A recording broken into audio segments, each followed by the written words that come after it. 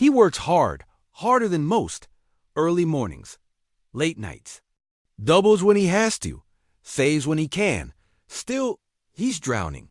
His paycheck disappears the moment it lands. His dreams shrink to fit his budget.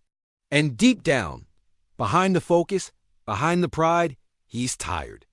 Not from labor, from repetition. Because no matter how much he pushes, he never moves forward. And it's not because he's lazy. It's not because he's unskilled. It's not because he's unlucky. It's because he believes something. Quietly, consistently, fatally, people like me don't become wealthy. Maybe he's never said it out loud, but he's lived it. He's inherited it. From 1,000 moments, the arguments over rent, that we can't afford that. The way his father's voice lowered when he talked about money, like it was a threat. So now, every time he gets a little ahead, he finds a way to fall behind. It's not sabotage. It's loyalty to the old identity. This is what they never told you.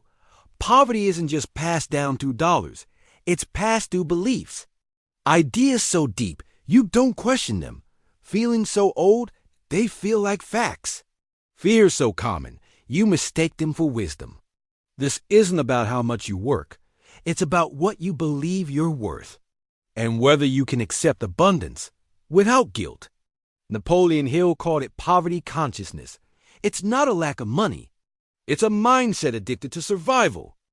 It's an identity tied to struggle. It's a frequency that repels wealth, even when you're working for it. Because you don't attract what you want. You attract what you are. And until you change the root, your life will keep bearing the same fruit. It didn't start with debt. It started with dinner. A child sits at the table. He hears his parents fighting again. Not about betrayal, not about values, about bills, about money, about not having enough. And in that moment, he signs a silent contract with lack. He doesn't know it yet, but the code has been written. We can't afford that. Rich people are greedy. That's not for people like us. These phrases don't just float in the air. They settle. They burrow. They imprint. And before he even earns his first dollar, he's already been given a blueprint. Survive, but never thrive. Not because he's unworthy, but because someone handed him beliefs soaked in fear, and he mistook them for truth. You didn't just learn how money works. You learn how you're supposed to feel around it. For many, that means guilt when it comes shame, when it leaves resentment toward those who have it. Confusion about how to keep it. Suspicion that wanting more means you're becoming one of them. These aren't financial problems. These are identity problems masquerading as logic. Because if deep down you believe money changes people, wealth is corrupt, good people don't care about money, then your subconscious will do everything it can to make sure you stay good. By staying broke, this is the poverty code, not written in ink. Written in memory, memory of stress, memory of lack, memory of watching someone you love suffer because of money. And you thought, I never want to become like them. Or worse, this is just who we are. Let me ask you something. What secret agreement did you make with poverty? Was it the belief that hard work is noble and wealth is selfish? Was it the loyalty you felt toward your family that made you fear outgrowing them? Was it the survival instinct that trained you to be grateful for just getting by? Look closer. Poverty is not just a bank balance. It's a psychological inheritance. You don't just copy your parents' spending. You absorb their energy around having, deserving, and receiving. And if they were always bracing for the worst, you learned to do the same. The worst part? You became good at being poor. Good at calculating down to the penny. Good at settling for less. Good at convincing yourself that wanting more is dangerous. But read this slowly. Poverty isn't humble. It's heavy. And carrying it doesn't make you righteous. It makes you tired. It keeps your nervous system locked in a loop, working, worrying, waiting, never resting, never expanding. Because to expand, you have to let go of the code. You'd have to rewrite what you were taught and who you thought you were. Here's the deeper truth. If you are financially struggling, it is not your fault, but it is your responsibility, because now you can see it. You can see that you were shaped, trained, and programmed to exist in a state of almost comfortable, almost successful, almost free, but never fully. Because to be fully free requires a transformation of mind, not just a change of job. You can't outwork a belief system that's rooted in lack. You have to upgrade the code. And that begins with recognition. You were not born to struggle forever. You were not built to get by. And you do not honor your family by repeating their pain. You honor them by evolving past it, by becoming the first to break the spell, the first to challenge the scarcity, the first to say, "It ends with me," not because you're above them, but because you remember who you are beneath the noise. Poverty isn't just a condition. It's a rhythm, a language, a lens. But none of those are permanent. Because when you learn to think differently, you begin to attract differently. And that's when the real shift begins. Echo this. You didn't just learn about money. You learned to fear it. Now you learn to lead it. There's a myth so subtle, so buried, that it slips past reason and goes straight into identity. It's not written in financial textbooks. You won't find it in your bank statement. But it's there, hiding in your choices, controlling your expansion. It's the lie that says, being poor makes you good. Wanting more makes you greedy. And if you believe that, even a little, you will sabotage every breakthrough.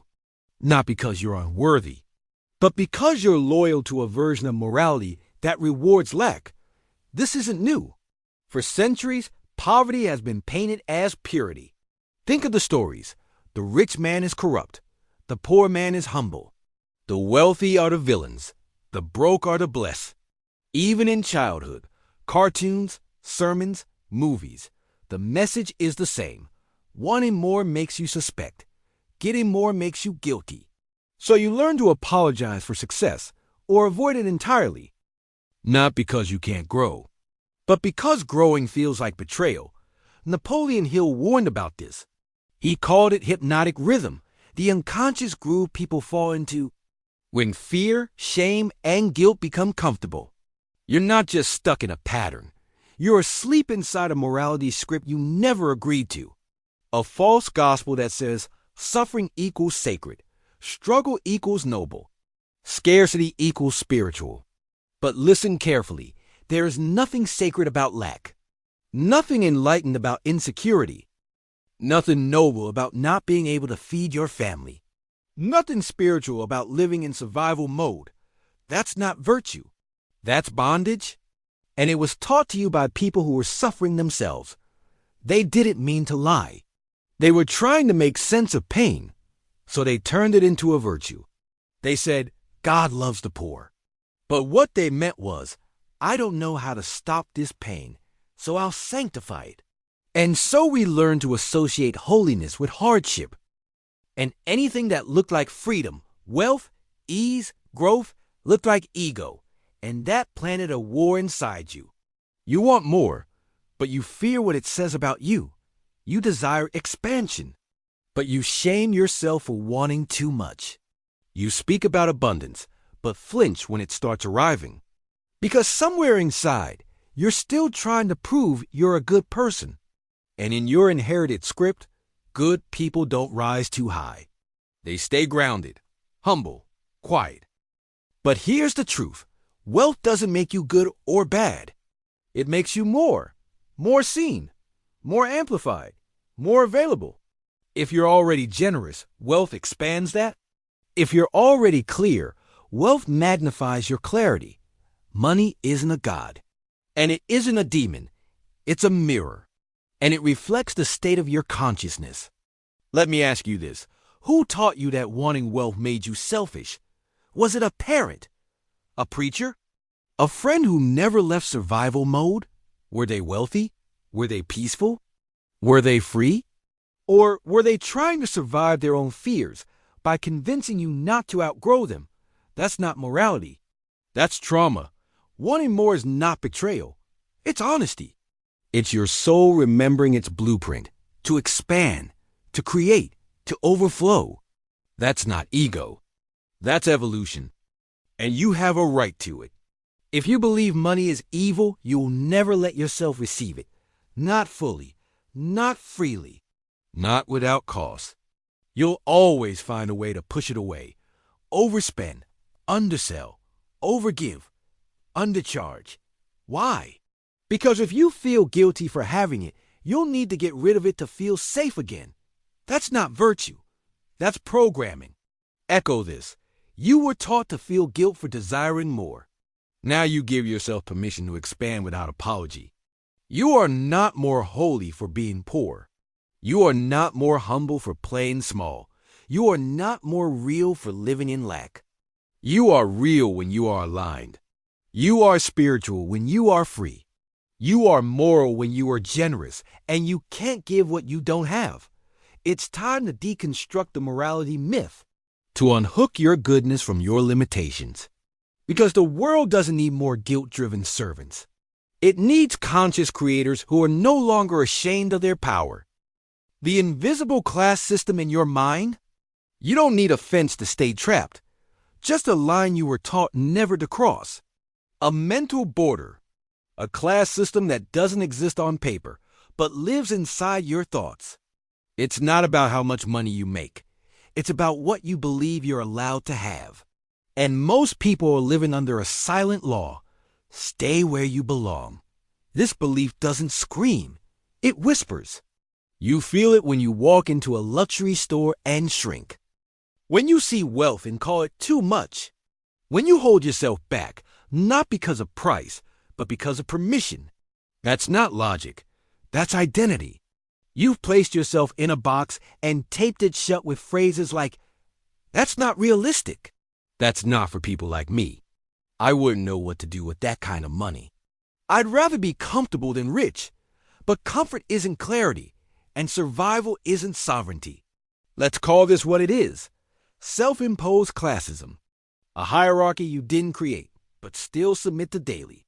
You dress a certain way, drive a certain kind of car, choose a home just big enough. Not because it's what you want, but because it feels safe. Safe to stay small, safe to blend in, safe to never trigger anyone's judgment, including your own. But here's the secret. You don't have to be rich to feel poor. You just have to feel like you don't belong. And once that belief takes root, you will unconsciously sabotage everything that threatens to prove it wrong. That promotion? You'll downplay it. That opportunity? You'll delay it. That money? You'll spend it faster than it came. Why? Because your subconscious is protecting your place in the system you didn't even know you were loyal to. Let me ask you this. Do you feel wealthy when no one's watching? Not in your bank account, but in your bones. Do you walk into rooms with quiet certainty? Do you breathe like someone who's allowed to receive? Do you see beauty and feel resonance or resistance? That's where the real poverty hides, not outside, inside. And until you shift that internal class system, you'll keep finding ways to stay in the tier you were assigned. Not by society, by memory. Because here's the truth. You didn't just inherit your name. You inherited your place, your family's energy around wealth, their beliefs about rich people, their attitude toward success, and most of all, their fear of outgrowing their environment. Some of you were told directly, don't forget where you came from. Translation, don't outshine us. Others were told silently, with looks, with distance, with subtle guilt. And the message was clear. If you rise too high, you'll lose us. So you made a trade. You traded freedom for belonging, abundance for acceptance, truth for tradition. Not because you were weak, but because you were loyal. But loyalty to your past self should not cost you your future. If you still feel like you don't belong, you'll find ways to stay out. You'll decline the invitation, discount your work, downplay your voice. Not because you don't want to rise, but because you still believe you're not allowed to. But read this carefully. There is no such thing as too much for a conscious mind. There is only too small a vision. And your soul didn't come here to fit in. It came to expand the map. You don't owe anyone your limitation, not your family, not your culture, not your childhood. They gave you a story, but you get to write the ending. You get to be the first one who steps beyond the line, who walks into the room and owns it, not for status, but for alignment. Because you belong wherever your mind has evolved to. And if your identity doesn't match your bank account, you won't keep the money, because the subconscious always finds equilibrium. That's why wealth isn't about working harder. It's about becoming the kind of person who allows more, not chases, not forces, allows. You're not rising into a new tax bracket. You're rising into a new self-concept, one that doesn't apologize, doesn't explain, doesn't shrink. Echo this. If I want to grow, I must outgrow the class system in my mind, and you're already doing it. Wealth requires a new identity. Most people chase wealth like it's a reward, a finish line, a number, a prize for being good, smart, or relentless enough. But wealth isn't a reward. It's a reflection of who you become, because money doesn't flow to effort. It flows to identity, and that's the shift most never make. They change their strategy, but never their self-image. They get better at earning, but still feel like intruders in abundance, so the money leaves or hides or becomes too heavy to hold, not because they're broken, but because the old version of themselves wasn't designed to carry it. Here's the truth. You cannot hold more than your identity can handle. Not for long. You'll sabotage it, resist it, overgive it, or misplace it, because your nervous system isn't wired to receive what your self-concept rejects. Napoleon Hill didn't just teach about riches. He taught about identity transformation. He wrote, "Before you can have, you must be." Read that again. Let it land. Before you can have wealth, you must become the kind of person who lives in harmony with it, without shame, without fear, without tension. That doesn't mean luxury cars and designer suits. It means becoming someone who is mentally, emotionally, and spiritually congruent with having. You don't ask for permission. You don't dilute your vision. You don't hustle for scraps hoping someone calls you worthy. You know you're worthy, and your life begins to mirror that knowing. But that version of you cannot be accessed through logic alone. They must be embodied. You have to walk differently, speak differently, breathe like someone who remembers where they're going. And most of all, you have to let the old version of you die. The one who needed to justify every dollar. The one who feared judgment when they won. The one who found comfort in just getting by. You can thank them. You can honor them, but you cannot keep them. Because they were built for survival, not sovereignty. Let me give you a picture. A man sits in a locked room, surrounded by mirrors. Each one shows an outdated reflection. The struggler, the dreamer, the almost there version, and in the middle of the room, a key. But he won't use it. Because to leave, he must let go of who he thinks he is. And that's the real prison, not the room, the reflection.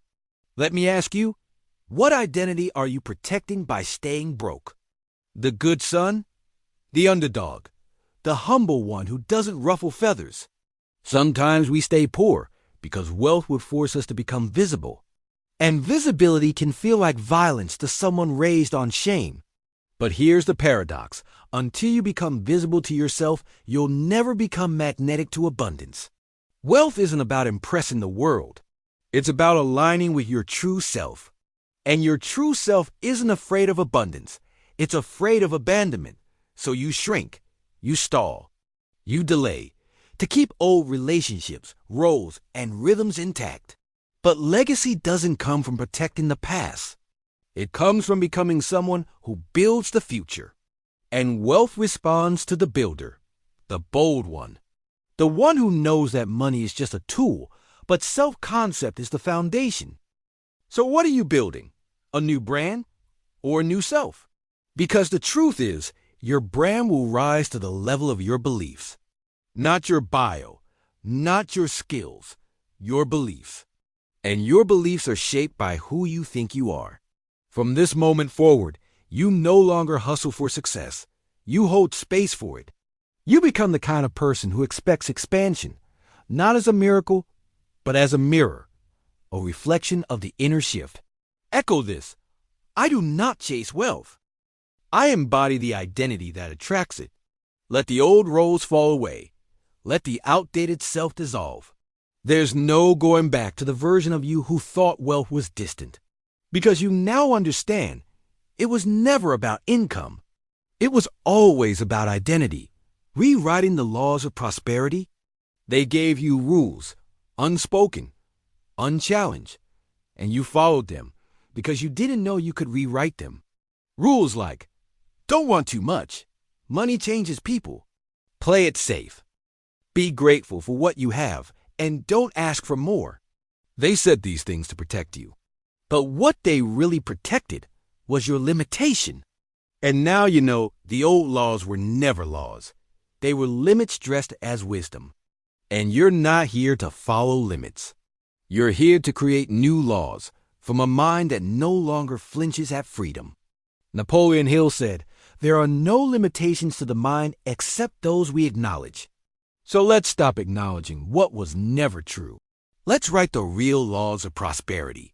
Law number 1, prosperity follows clarity. You don't attract wealth through effort alone.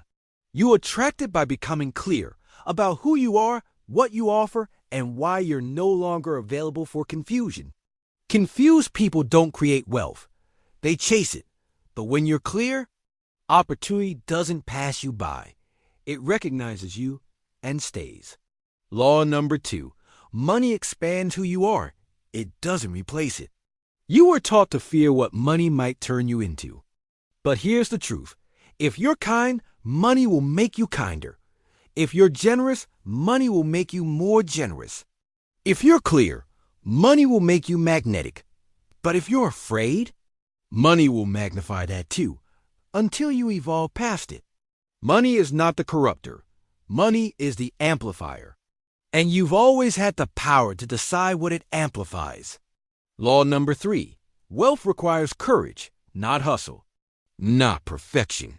Courage. Courage to charge what you're worth. Courage to walk away from misaligned money. Courage to be seen in your full power, not the diluted, digestible version. Most people aren't broke because they're lazy. They're broke because they're scared. Scared to claim their space. Scared to disrupt expectations. Scared to look like they believe in themselves. But wealth doesn't arrive where fear governs. It arrives where authenticity becomes louder than approval. Law number 4, your energy is the currency before the currency. Long before the sale, the client, the opportunity, people feel you. They feel your congruence, your self-respect, your presence. And if those things are misaligned, they'll walk away, even if the price is right. Because the truth is, your energy writes the invoice before your website does. So what are you charging energetically? What are you inviting with your posture, your voice, your self-concept? Because money responds to energy, and energy responds to truth. Now, let me ask you, what would change if you stopped apologizing for wanting more? Really think about it. What would change if you stood in your desires, without shame, without shrinkage, without needing permission? Would you speak louder, charge higher, take the leap, say no to what no longer fits? Because that's the version of you prosperity is waiting to meet. Not the one who's grateful just to be here. The one who knows they're meant to be here. The dam isn't outside.